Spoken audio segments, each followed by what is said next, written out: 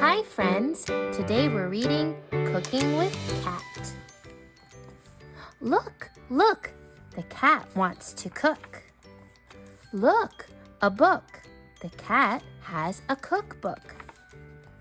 We need a tin. Which tin will win?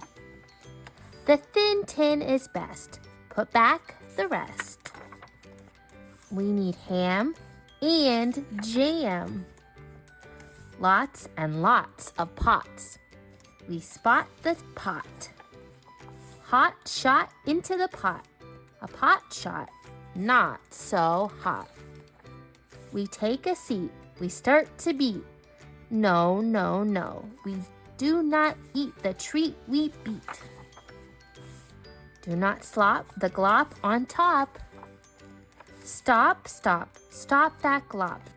Mop up that glop. Do not drop the mop in glop. We heat the treat. A spot on the pot.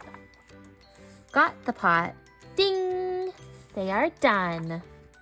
A neat seat to eat a treat. We eat and eat and eat and eat. This treat cannot be beat. That was such a silly cooking book with a cat in the hat.